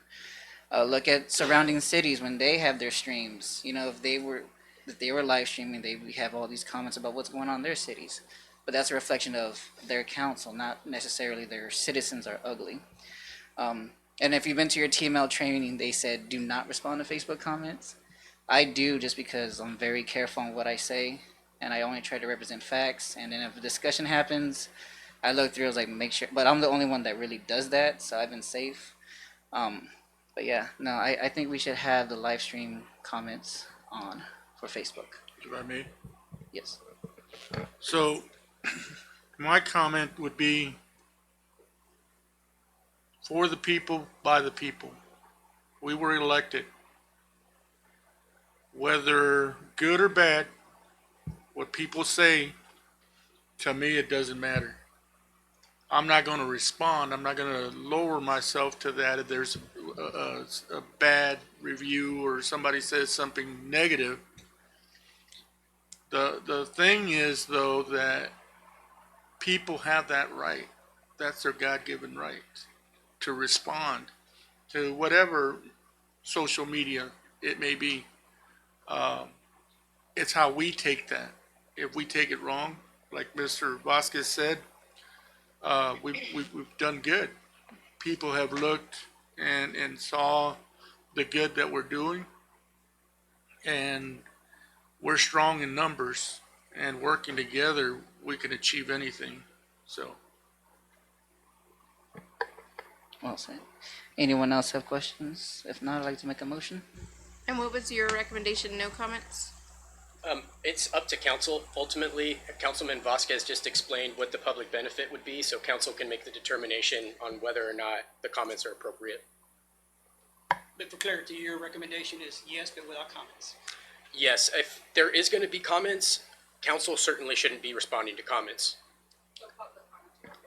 Public comments are okay, yes. If that's what council determines. Okay, Mr. Sanchez made a motion. Oh, I didn't hear it. Okay. What was his motion? I can't hear you. I don't know. Oh, I'm not. My mic's off. There we go. I'd make a motion to pass item M as read with comments enabled. Got my motion? I need a second. I'll second. Got a second from Mr. Flores. Mr. Vasquez? Yes. Mr. Dominguez? No. Against or abstain, sir? Against or Against, right? Oh, against, yes, ma'am, I'm sorry. Okay, thank you. Yes, ma'am. Mr. Flores? Yes. Ms. Perez? Yes. Ms. Bautista? Against. Okay, your motion passes. Item N, discussion and possible action on asking the city to assist in the purchase of a new rescue system for County. Volunteer Fire Department requested and reimbursed the County Volunteer Fire Department for payments annually.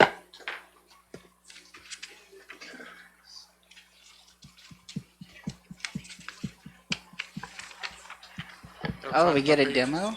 What's Okay, that? we get a demo? Yeah.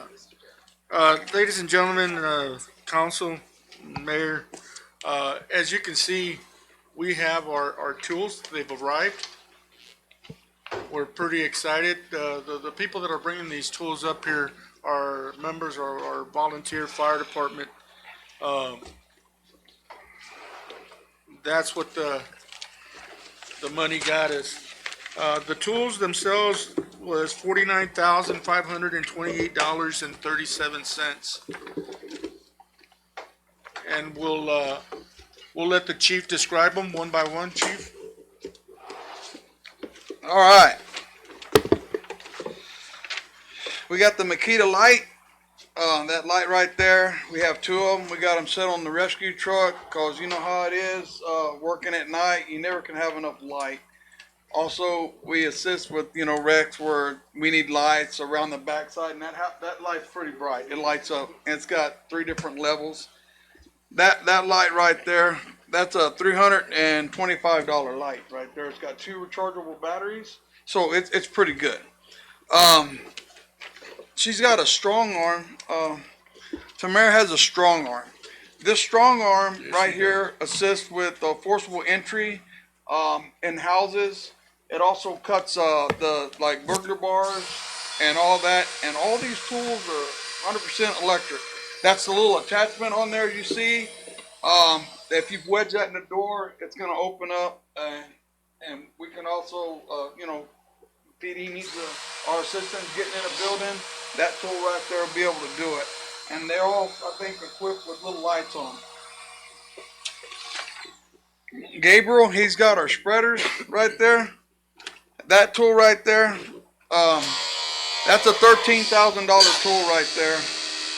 And that thing opens up 14 tons of opening power and 7 ton, or actually pulling force.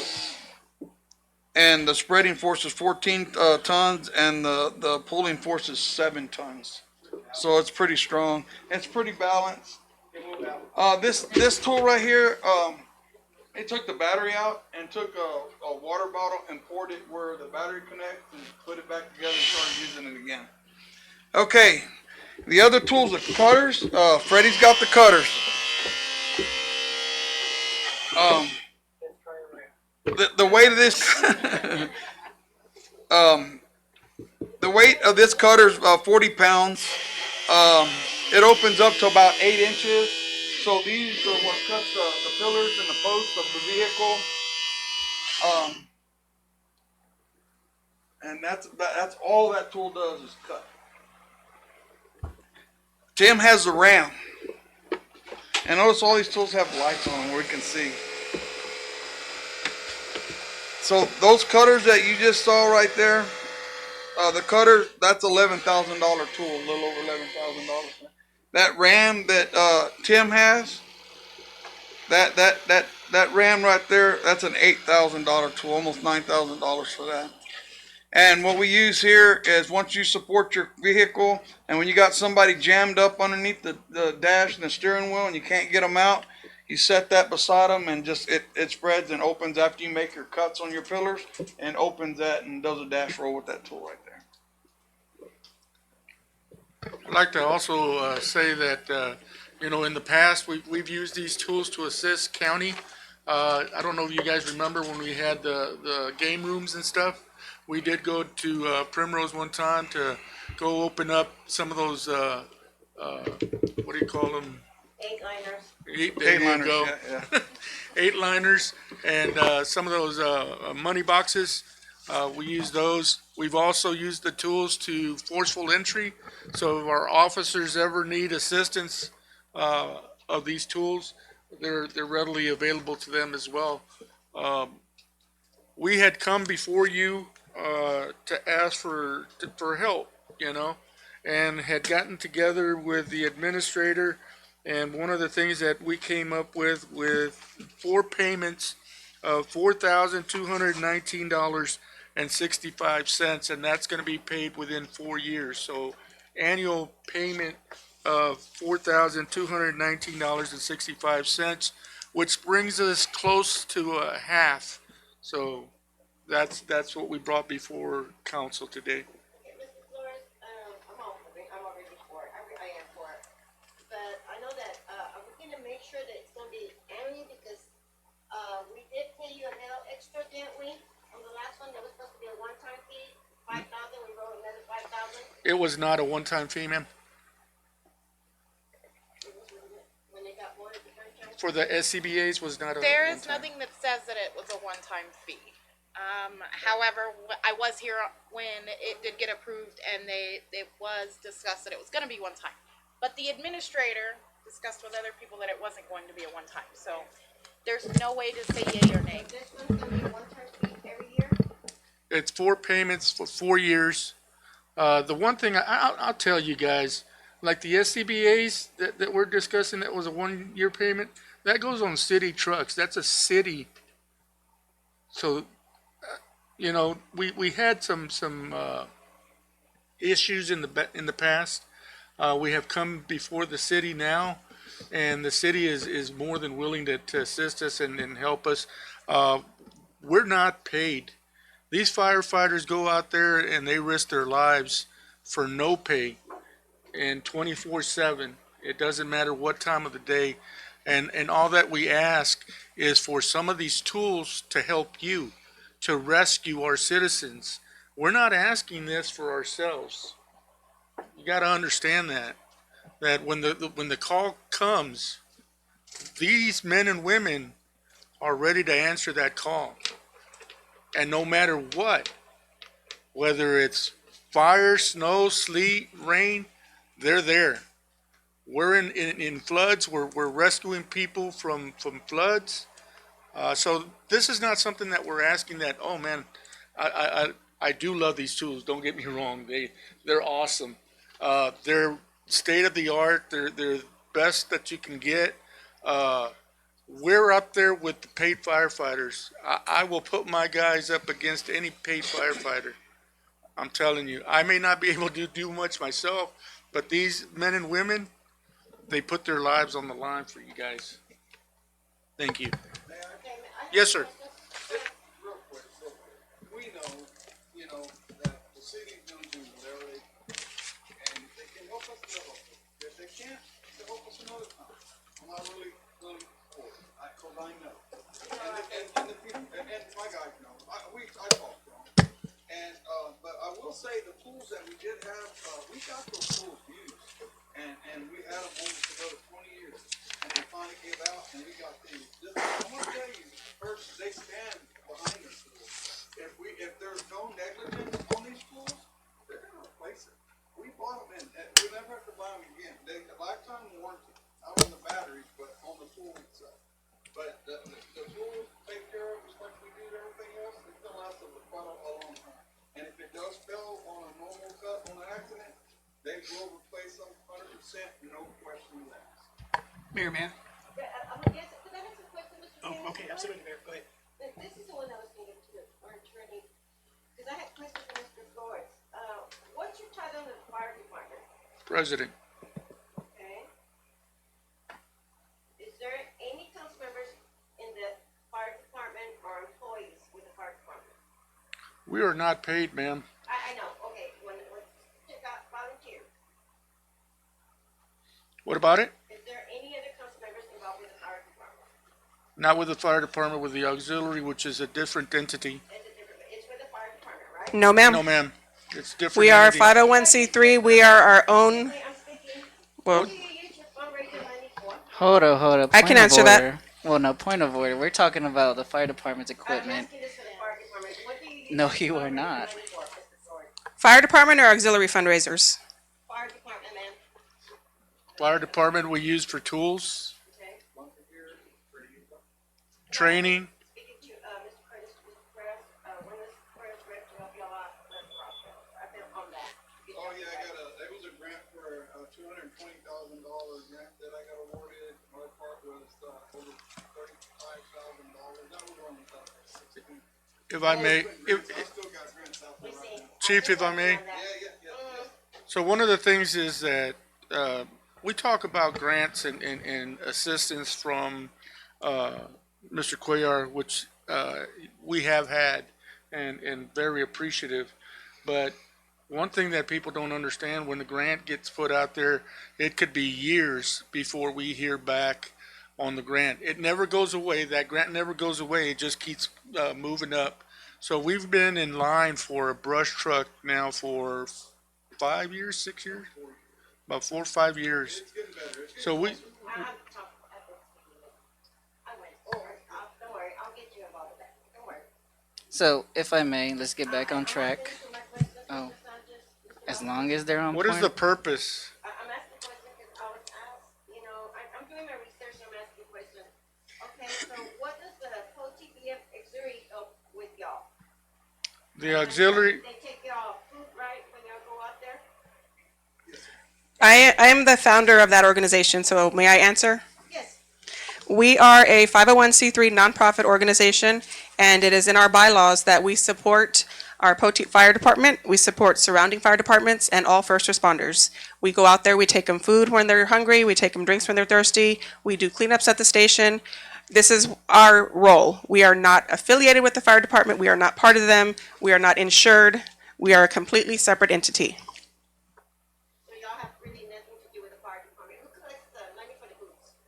When y'all have that booth, where does that money go to? who hosts it. We do, if they do, it's just like any other organization, like if the Grange Hall or whatever, if they want to do a fundraiser for us, then they raise the money and whatever they want to do. Yes.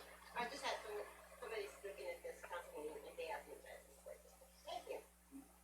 Of course. Can we get back on topic now? Yes, you may. All right. Well, how much money do we have in the budget left for the fire department? Ms. Popham, do we know? Can we foot the bill of these 4 payments? We spoke, I'm sorry.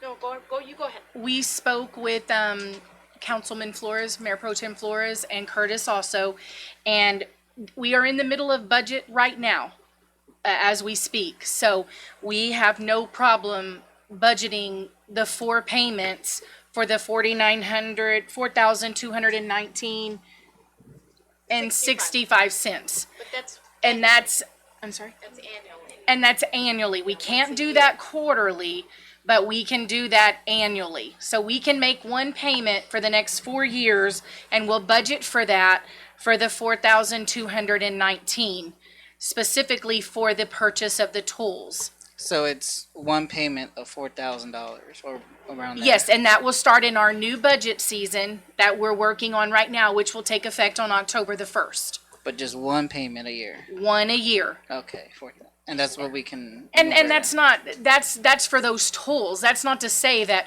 we're only gonna give them $4,200 for the entire year. That is for this, the agreement that they have on the tools is what they've asked us for. Okay. Mayor. Okay, so I have some, I guess, legal questions. Can we obligate future budgets on this? Because we're making Yes. we're obligating future budgets. Yes. We can? Yes, we can. Okay, I just want to make sure that was clear first and It's foremost. just like if we do a lease or something on say if we decided on the lawnmowers that you approved, if we would have went with the lease on that, would have been like a 5-year lease, just like the ones that we're about to pay off. Okay. So we're allowed. And just for clarity, the fire department is asking us to pay half of the equipment, pretty much. Yes. It comes out to close to half. It's right at half. Yeah, it's Correct, supposed to have. So, question for Chief, what happens if you don't get this money? How are you gonna pay for since you already got the equipment? And what happens if you don't get, if this doesn't pass tonight, how are you gonna pay for the equipment since you already got it? The equipment that I don't have? No, If the I may. question is, let me ask the chief. Oh, if y'all don't? Yes, sir, if it doesn't pass tonight, how are you gonna pay this equipment you've already bought? We're working on we got it finally.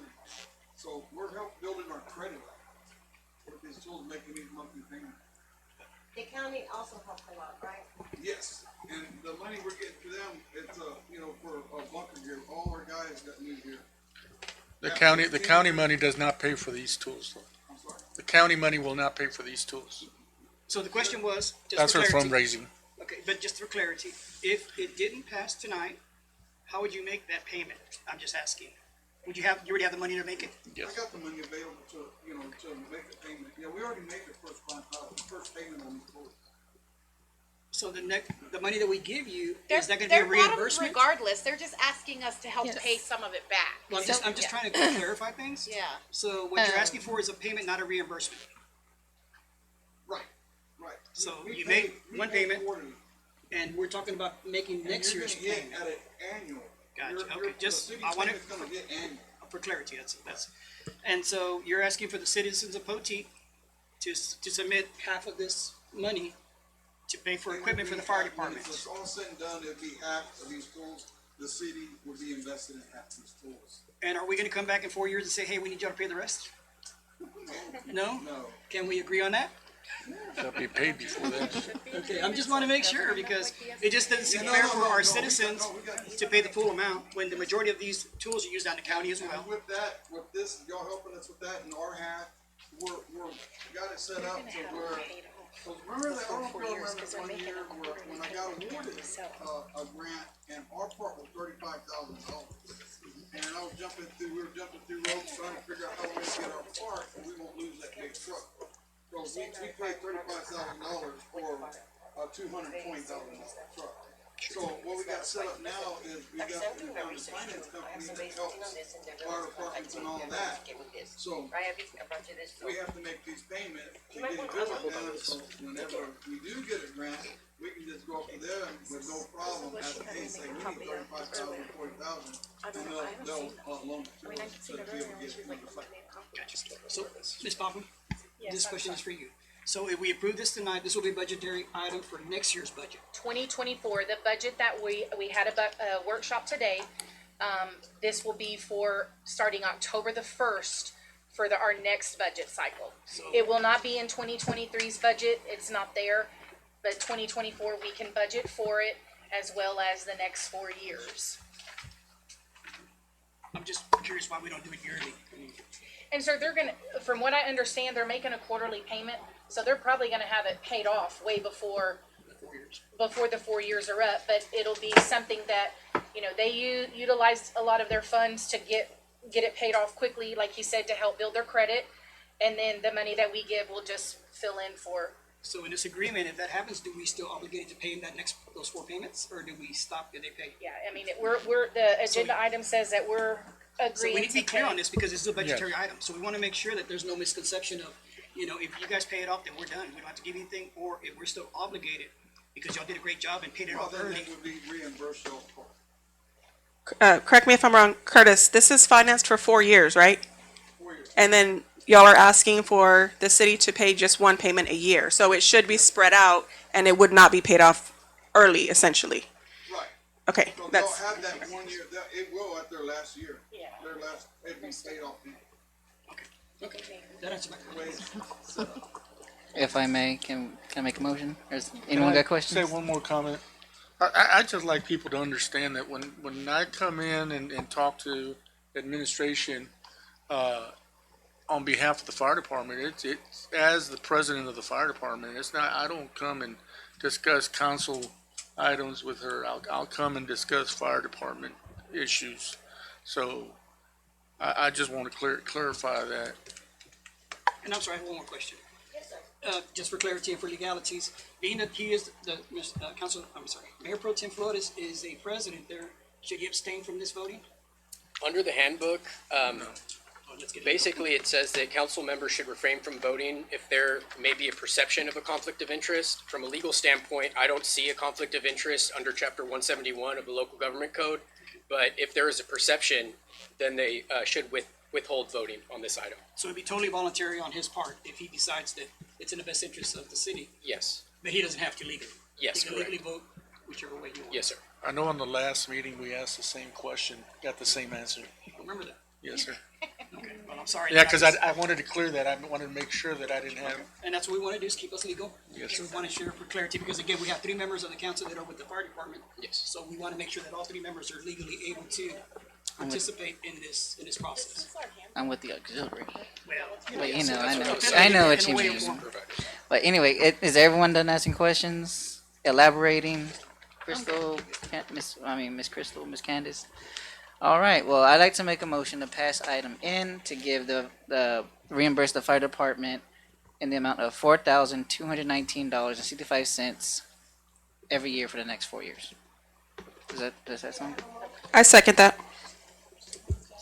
Or pay them, whichever. Same thing. Oh, I do have a question. Does question. We have a question. Yeah. Just a quick question. Will we be paying them or will we be sending this directly to the company? That is a good question that should be discussed and worked out before action's taken. Are we sending? I We're may- sending it to the volunteer fire department, right? it should be paid to the fire department. We'll be paying on those tools. So, Okay. So you guys make the payment? yes, correct. Sir, also in your motion, if we could make sure that we state that this takes place in the October 2024 budget, please. This starts in the October 2024 budget. Thank you. Yes. We don't need a second. I made this. I guess I'll abstain. Yes. Yes. Ooh. The second?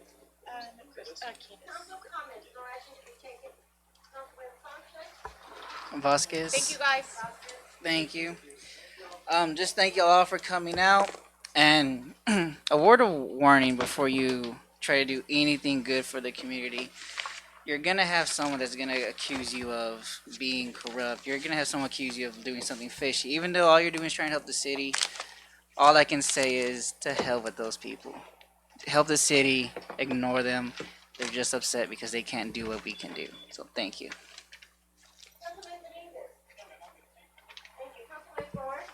I'd like to thank our law enforcement for the wonderful job that they've been doing. And I know it's been some very, very hot days out there. And on that note, to our first responders, EMS and firefighters. Also on that note, ladies and gentlemen, when you go to these parks and stuff like that, watch your children where they're playing. Those slides and stuff like that. It's very, very hot. even when you put your child in your car seat, when you first open that door and you stick that child on that car seat, think about how hot that seat is, the burns that these children can sustain. We gotta gonna be a new father pretty quick here, but watch your children. Make sure that we're taking care of them. They're the number one thing. Stay hydrated. Thank you very much.